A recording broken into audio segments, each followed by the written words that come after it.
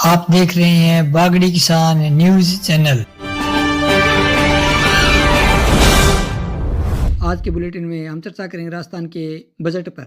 राजस्थान की वित्त मंत्री दिया कुमारी ने बजट को पेश कर दिया है। आज बजट में क्या क्या घोषणाएं की गई है उस पर हम चर्चा करेंगे। बजट करीब 2 घंटे 54 मिनट की अवधि में चला, जिसमें दिया कुमारी ने सरकारी कर्मचारियों किसानों के साथ हेल्थ सेक्टर, पेयजल, ट्रांसपोर्ट सेक्टर में कई घोषणाएं की है। 8वीं वेतन आयोग के लिए भी हाई पावर कमेटी के बारे में भी चर्चा की है। तो चलिए जानते हैं क्या क्या घोषणाएं।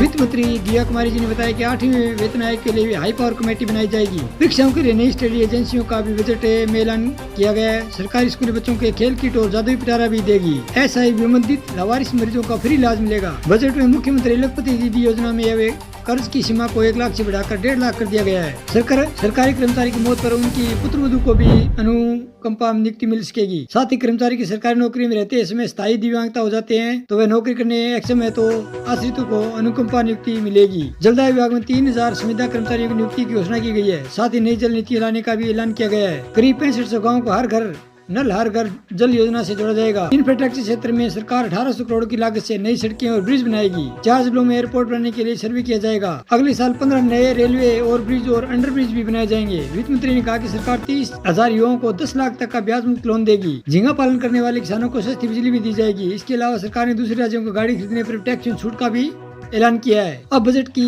बड़ी बड़ी घोषणाओं के बारे में चर्चा करते हैं। पहली घोषणा की थी कि 5000 होमगार्ड की भर्ती होगी, युवाओं को रोजगार मिलेगा। डिजिटल अरेस्ट की बढ़ती घटनाओं को रोकने के लिए Rajasthan cyber crime control centre खोलेगा। उपनिवेशन विभाग खत्म होगा। उपनिवेशन विभाग का राजस्व विभाग में विलय कर दिया जाएगा। 8वें वेतन आयोग के लिए हाई पावर कमेटी बनाने की घोषणा की गई है। बेहतरीन काम करने वाली पंचायतों को राष्ट्रीय पंचायती पुरस्कार की तर्ज पर स्टेट पंचायत पुरस्कार दिए जाएंगे। शेखावाटी तक हथनी कुंड में यमुना का पानी लाने के लिए 32,000 करोड़ की योजना का काम जल्दी शुरू कर दिया जाएगा। किसान और कृषि क्षेत्र के लिए भी कई बड़ी घोषणाएं की गई है जो इस प्रकार हैं। बिशलपुर की दाई मुख्य नहर से 5000 हेक्टेयर के कमांड एरिया में फुहारा सिंचाई प्रणाली का 100 करोड़ की लागत से उत्थान किया जाएगा। किसानों के लिए अगले साल 50,000 सोलर पंप लगाए जाएंगे। 1500 करोड़ खर्च हो गए। किसानों को कृषि यंत्रों की खरीद पर 160 करोड़ का अनुदान मिलेगा। सिंचाई क्षेत्र के लिए 8000 डीगियों का निर्माण होगा, जिससे किसानों को बहुत बड़ा लाभ होने की संभावना है। 36,000 नए फार्म पार्ट बनाने के लिए अनुदान मिलेगा। 80,000 से ज्यादा किसानों को फायदा होगा। 50,000 किसानों को तारबंदी के लिए 288 करोड़ का अनुदान दिया जाएगा। सामुदायिक तारबंदी के किसानों की संख्या अभी तक 10 थी, उसको घटाकर 7 कर दिया जाएगा। कृषि विश्वविद्यालयों में खाली पदों को भरा जाएगा। अगले साल 400 से ज्यादा खाली पद भरेंगे। चूरू सहित खारे पानी वाले इलाकों में झींगा पालन के लिए सस्ती बिजली उपलब्ध कराई जाएगी, जिससे किसानों को रोजगार मिलने की उम्मीद बढ़ेगी। 35 लाख किसानों को 25,000 करोड़ के ब्याज मुक्त फसली कर्ज दिए जाएंगे। इसके लिए 800 करोड़ ब्याज अनुदान पर खर्च किए जाएंगे। सहकारी बैंकों से किसानों को दीर्घकालीन कृषि कर्ज पर 5% ब्याज अनुदान किया जाएगा। 5 लाख पशुपालकों को दूध पर बोनस पर 700 करोड़ का अनुदान होगा। यूपी, गुजरात, MP सहित कई राज्यों से सर्स के आउटलेट खोले जाएंगे। गवर्नेंस सेक्टर के अंदर भी 25,000 महिलाओं और युवाओं को मिनी मित्रों के तौर पर अधिकृत किया जाएगा। नई IT पॉलिसी लाई जाएगी। CM प्रणाली सेंटर की स्थापना होगी। नीति आयोग की तर्ज पर बने रीति पर अगले साल 10 करोड़ खर्च होंगे। राष्ट्रीय जन विश्वास अधिनियम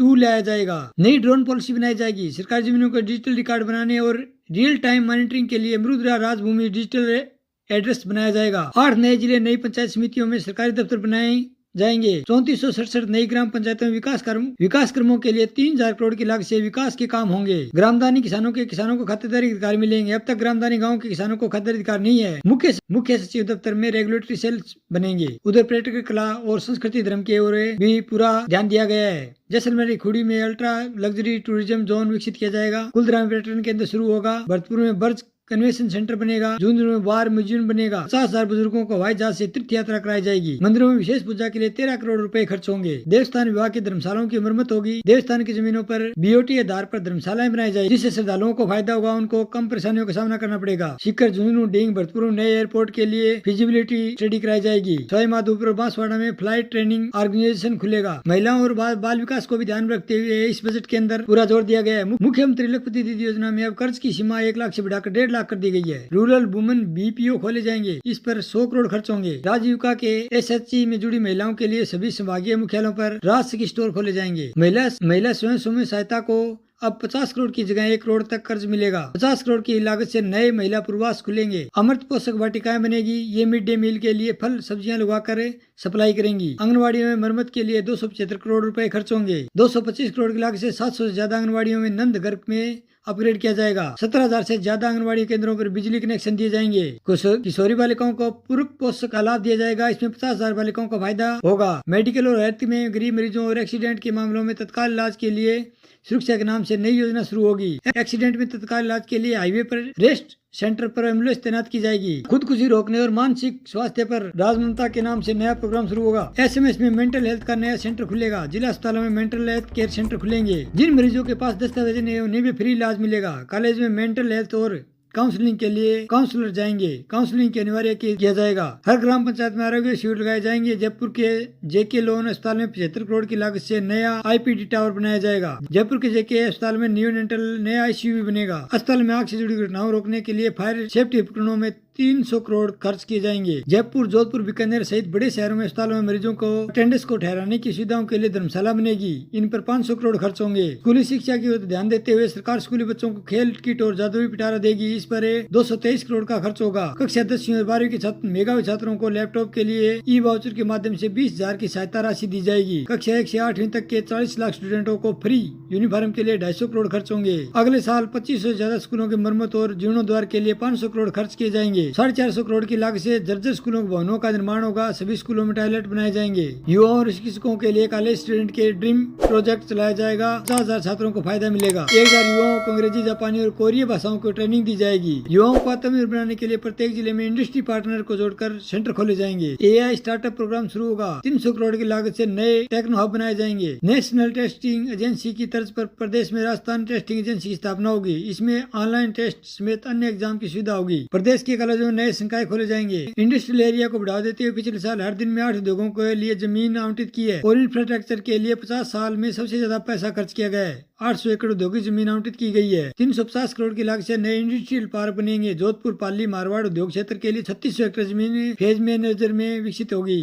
अगले 2 साल में 600 करोड़ खर्च किए जाएंगे। नए लॉजिस्टिक हब बनाने के लिए इनलैंड कंटेनर डिपो बनाए जाएंगे। राजस्थान के फाउंडेशन दक्षिण अफ्रीका, कनाडा को शामिल करके 14 नए चैप्टर खोले जाएंगे। 15 करोड़ लागत से मिट्टी कलाकारों को इलेक्ट्रिक चाक उपलब्ध कराए जाएंगे। शहरी विकास को ध्यान में अर्बन ट्रांसपोर्टर फाइनेंस फंड बनेगा। सभी संभागीय मुख्यालयों को सिग्नल फ्री किया जाएगा। सभी संभागीय सड़कों पर फ्लाईओवर, अंडरपास, पार्किंग संबंधी काम करवाए जाएंगे। जयपुर के 1,000 करोड़ को शामिल करते हुए 2300 करोड़ से ज्यादा खर्च होंगे। शहरी निकायों में 7 लाख से ज्यादा स्ट्रीट लाइट लगाई जाएगी। अजमेर और जयपुर सहित बाकी शहरों में 1020 करोड़ से ड्रेनेज काम होगा। मास्टर ड्रेनेज प्लान का बनाया जाएगा जिसमें 40 करोड़ खर्च होंगे। इंफ्रास्ट्रक्चर को ध्यान में रखते हुए 42,000 किलोमीटर सड़कों का विकास होगा। 500 करोड़ की लागत से 250 अटल पर प्रगति पथ बनेंगे। 100 करोड़ की लागत से 2,000 कमरे लगेंगे। 42,000 करोड़ पेयजल परियोजनाओं का वर्क ऑर्डर किया जाएगा। 3 लाख नए नल कनेक्शन 1 साल में जारी होंगे। 6500 गाँव को हर घर नल से जोड़ा जाएगा। वन और पर्यावरण को ध्यान में रखते हुए हर पंचायत स्तर पर नमो वन विकसित होंगे।